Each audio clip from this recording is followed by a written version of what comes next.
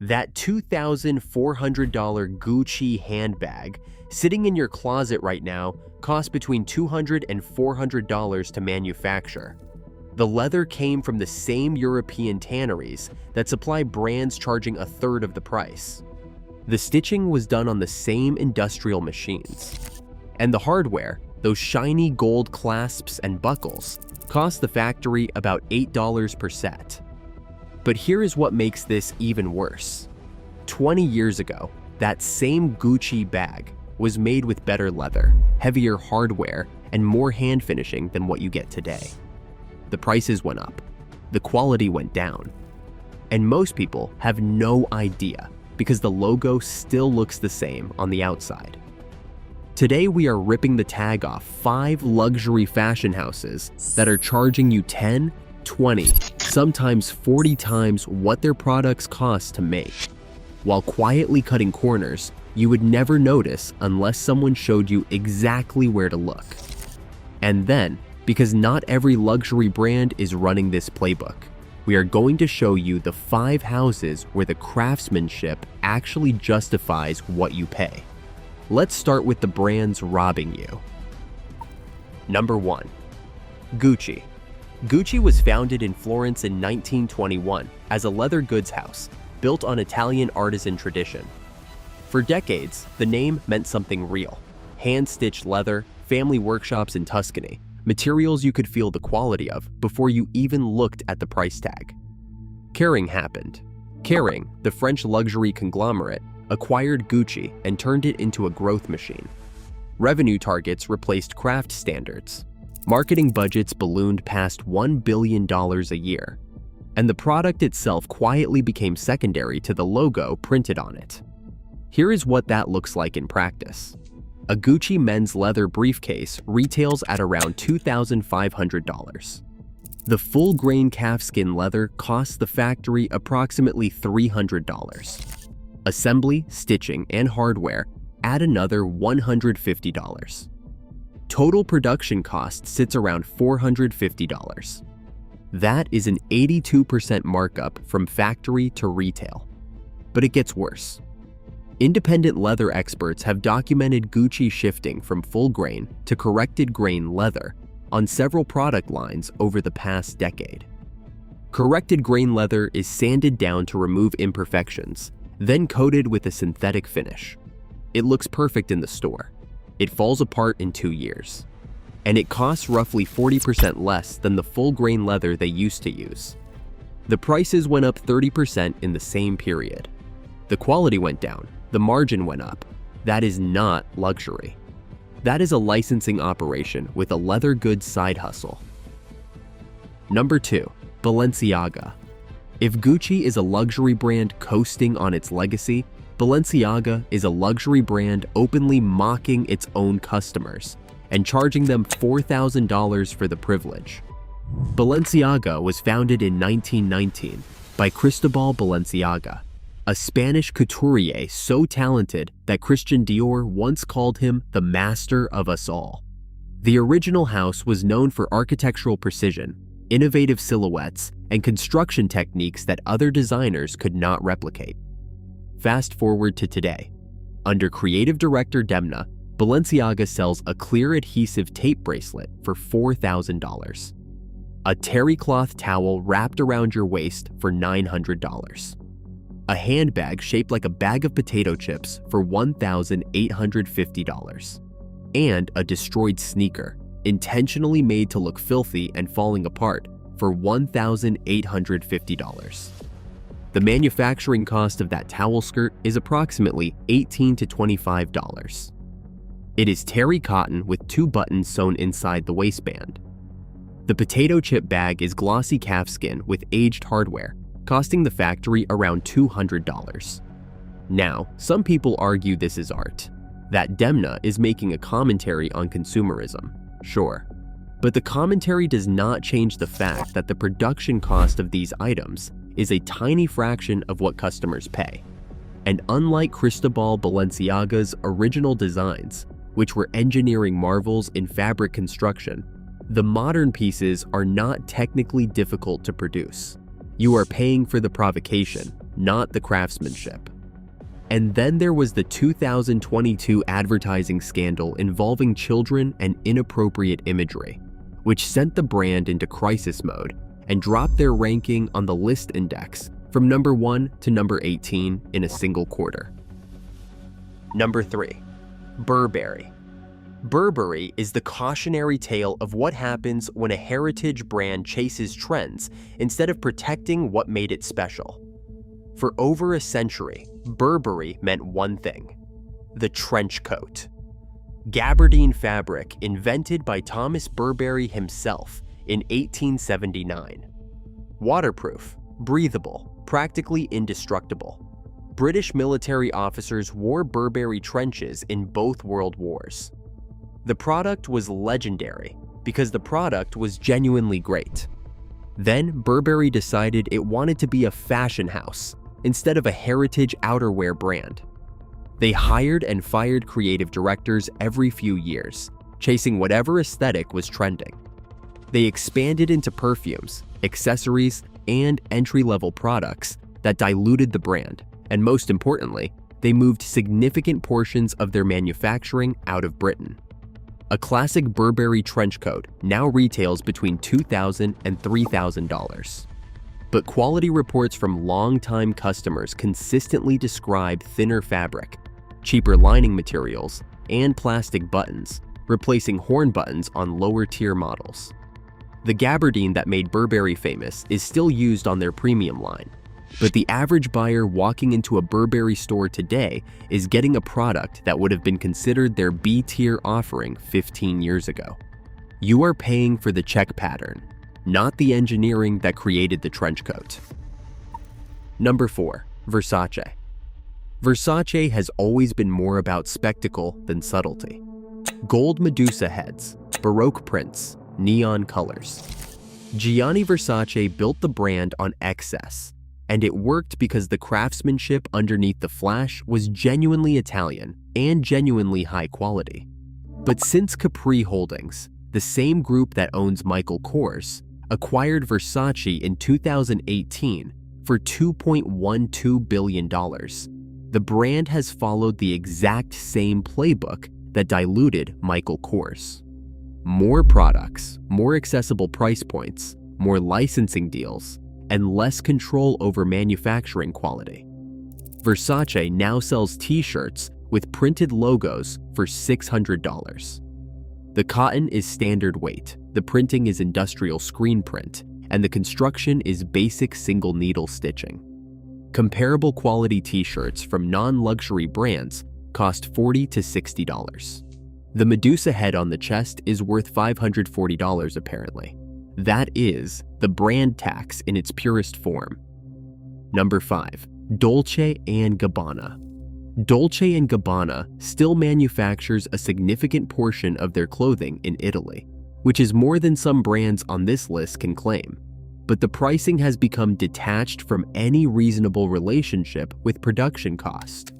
A Dolce & Gabbana silk shirt retails for around $1,200. Italian silk from Como, decent construction, and a printed pattern. The manufacturing cost for a silk shirt of this quality, even using premium Italian fabric, sits between $120 and $180. That is roughly a 10 times markup. And unlike brands further up the luxury chain, Dolce & Gabbana has aggressively pursued licensing deals that put their name on everything from perfume to pasta. The licensing revenue is enormous, but it comes at the cost of brand integrity. When the same logo appears on a $3 pasta sauce and a $3,000 jacket, the jacket stops feeling special.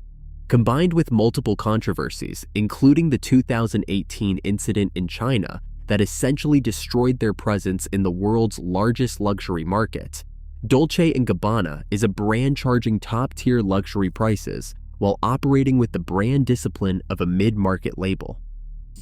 Now, here is where things get interesting. Not every luxury house is running this game. There are brands in the luxury space where the markup is still significant, because luxury is never going to be cheap.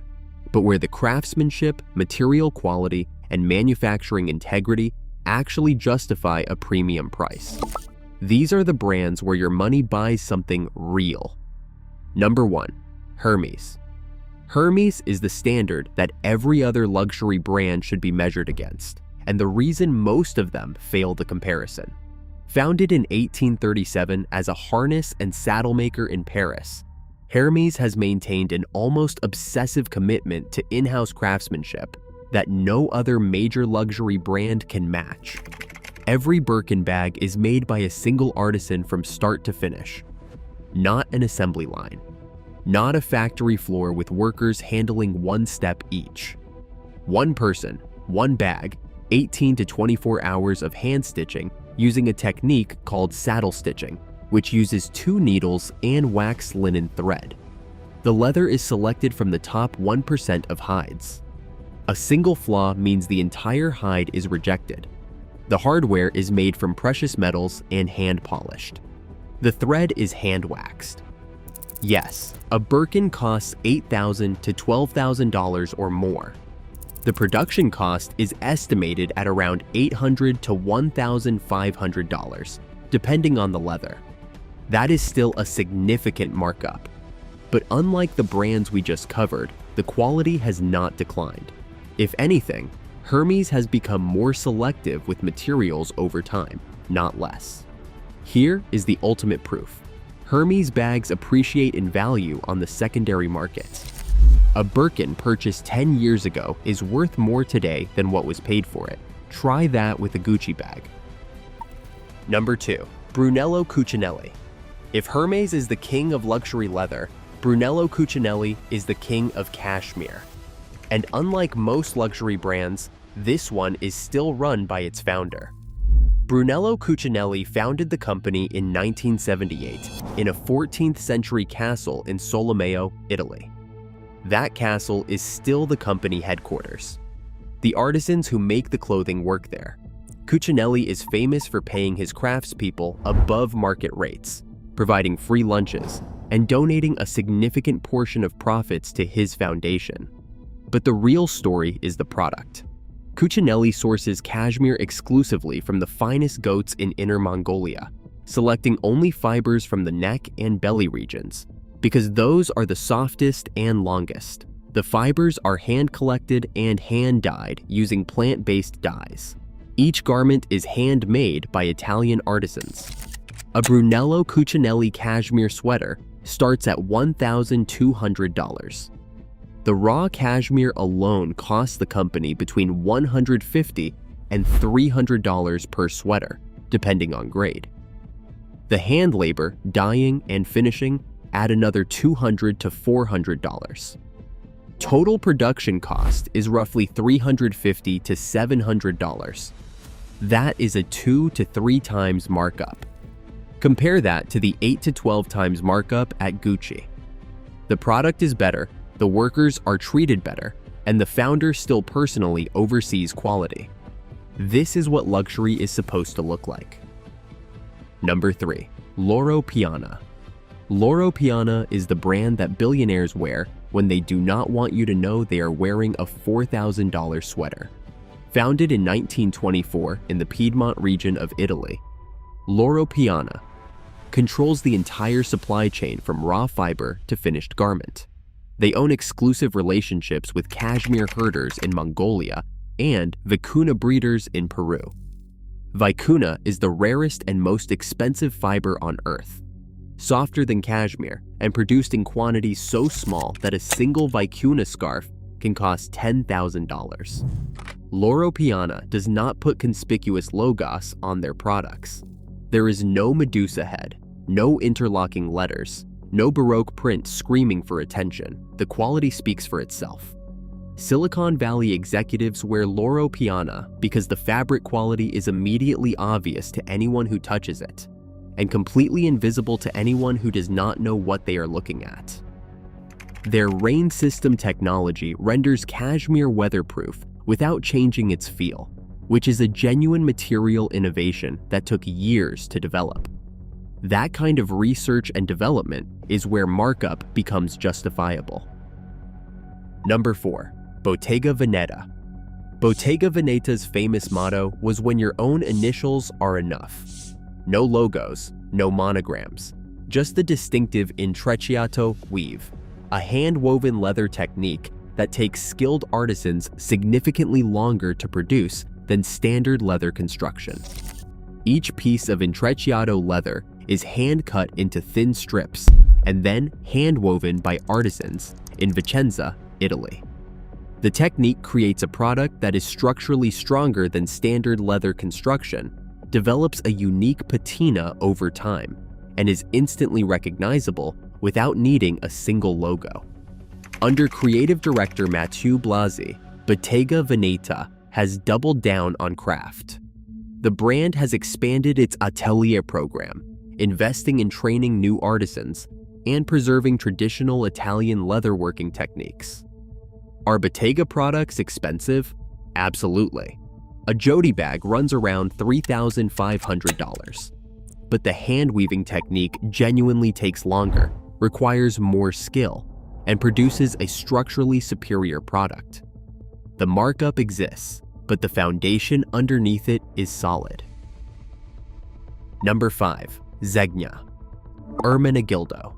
Zegna might be the most underappreciated luxury brand in the world. Founded in 1910 as a textile company in Trevero, Italy, Zegna started by making the finest wool fabrics in the world. They still do. Zegna supplies fabric to other luxury houses, including some of the brands we criticized earlier in this video. A Zegna suit retails starting around $2,500. The fabric alone, produced in their own Italian mills using Australian merino wool they source directly from farms, costs between $200 and $500 per suit length. The tailoring is done in Italian factories by experienced workers. Zegna sits in a sweet spot where the materials are genuinely excellent, the manufacturing is genuinely Italian, and the prices, while clearly premium, have not inflated as aggressively as the logo-driven houses. You are paying for what you get, not for a marketing campaign featuring a celebrity wearing your jacket for 30 seconds. So what does all of this mean for you? The luxury fashion market is splitting into two worlds. One world is built on logos, marketing, celebrity endorsements, and markups that have no relationship to the product you actually receive. The other world is built on materials, craftsmanship, and manufacturing integrity, with markups that are high but defensible. Before you spend a single dollar on a luxury item, ask 3 questions. What materials is this actually made from? Check the composition label, not the marketing copy. Where was it manufactured? Made in Italy on the label means the item was finished in Italy, but the components could have been made anywhere. And has this brand's quality improved, stayed the same, or declined over the past 10 years? If prices went up and quality went down, that brand is not selling you luxury. It is selling you a logo. If you want to stop overpaying for a label, subscribe. Every week we rip the tag off another brand and show you what your money actually buys. Next week, we are looking at luxury sneakers. The markups are even worse than what we covered today.